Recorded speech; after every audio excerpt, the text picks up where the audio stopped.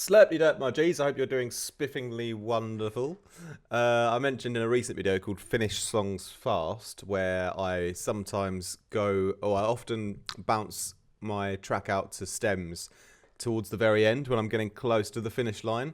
And sometimes this can be really helpful to do like a final few tweaks. And I've mentioned this before, but here is a way that I sometimes create an extra bit of a parallel processing layer on my bass.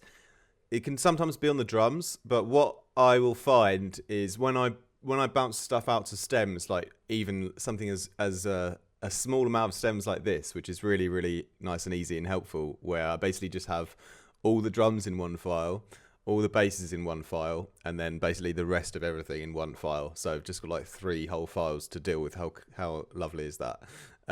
I can, even in this last stage of just having 3 groups, I can sometimes feel that one group might be a little bit weaker than another one and might need a little bit more work still. So I can do like a last minute kind of tweak on one of the groups. I won't play you this whole song because it's like an upcoming release of mine, but I can play you a little bit of the bass line. And in this particular instance, I felt that the bass was, or the drums were like really intensely powerful and snappy and punchy, but the bass just wasn't quite keeping up with them. And so by bouncing them out to stems, what I firstly did was I just kind of boosted the bass a little bit more because I thought, I can maybe like gain that up a little bit, just a tiny amount, but it made a little nice difference. But then I thought, how can I don't have much more mix down space to actually keep pushing the volume more, but I still want the bass to have a bit more, but by comparison, I still need it to be a bit louder. So what I can do in that very, very last moment when I still want extra power is do a bit of parallel processing and create a new layer. And so all I would do for this is I would just duplicate the channel, the bass channel, so I can have my processing on there. And so on its own, the bass in this kind of section sounds like this. Okay, so without giving too much of the song away, then what I'll do is on the layer, I will create a parallel processing layer, and there's many different formulas. There's no particular right way or wrong way to do it, but my current way of doing a parallel processing layer is mostly going to be to fill out more of the stereo spectrum, but also fill out more of the sides, but also some of the mids as well. But essentially my technique at the moment, which always changes, but I love to use firstly a little bit of tape, and I will tend to play it with the original. So I've got my original bass sample and my new layer playing together, and I'll cycle through some presets until I basically find a sound or a preset where it will naturally just actually boost the kind of overall perception of the bass, the overall volume perception, because of the specific harmonics that the tape is creating just happen to blend so well with the original that it results in an increase of intensity. And so I'll go through a few ideas. Some of them might be too high-end crunchy, some of them might not have enough interest. So this is just me going through, and I'll settle on this one.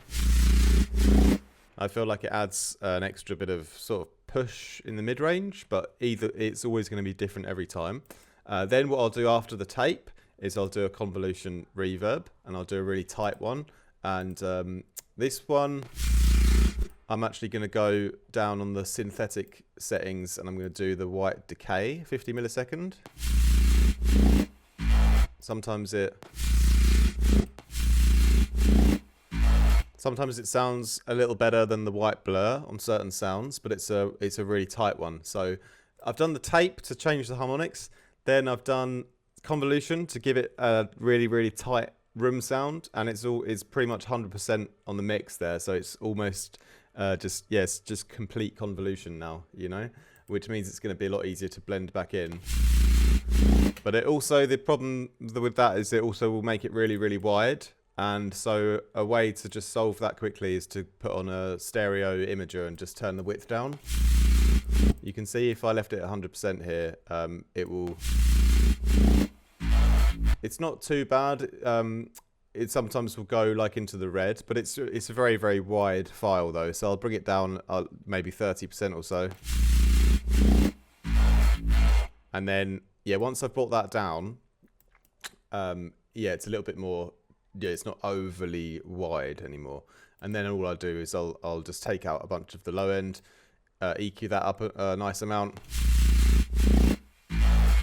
Because remember, everything sort of below, 500 is going to cause like a big amount of phasing. So the layer that if I add the processing layers, it's generally going to be just high end. Yeah, it's the kind of the last area where you've got that extra grace to add more content.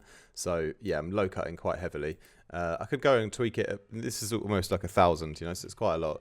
I can go tweak it like even further, get it like more precise, but that's kind of like roughly where it should be.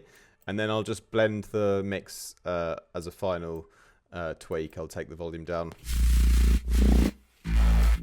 And then here I'll play it like in context with the rest of the track, which I'll leave muted for now because, like I said, this is I've sort of given away a little bit of an upcoming song here already. But yeah, that's my technique that I'll do. Right towards the end of the production process when I feel like I can just add a little bit more push in certain groups or sounds. That's one way to do it, and that's a clean way to do a bit of parallel processing. And again, what we've done is we've sort of changed the harmonics first with the tape. You can use other things like distortion as well if you want. In this case, I didn't want to like overly distort the bass more than it already was because it's already got a lot of like distortion and fuzz on it. And I just wanted to like give it more of a natural parallel layer. And so the tape one sometimes adds a little bit of a kind of white noise, lo-fi feeling, but it's not super harsh.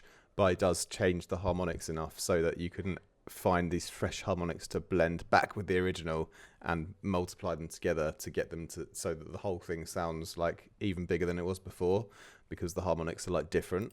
And then with the convolution again takes it that step further and makes sure that the harmonics are different, and it also then focuses the sound more in the stereo field rather than the the mids.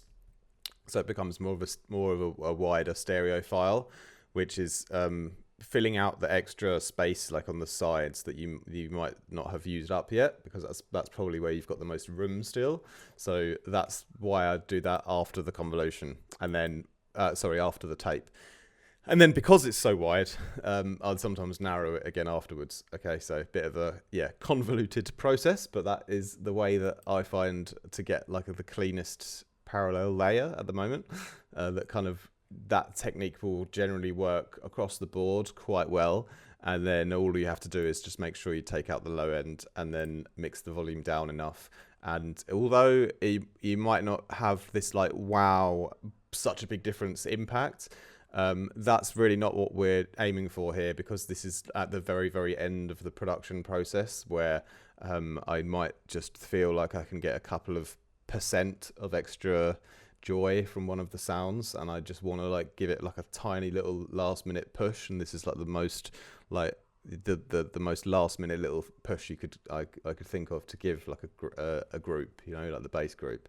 So even like at -8, it's sitting kind of in the background, but when you like bounce it out and then master it, you'll notice the difference on the master. Because I actually did this personally on this track. When I self-mastered it, I was like, I could get a bit more. So I go back, do this little parallel layer trick, and then run it through my mastering chain again, and then listen and compare my masters, and then I can easily hear that this the master with this one on now has a little bit more power. So it's like my last little tweak in the stem folder before I remaster it again. Anyway, that's my little gem for today. Hope you guys enjoyed it. Have a great rest of your week. Much love, my G's. Peace out. Take care.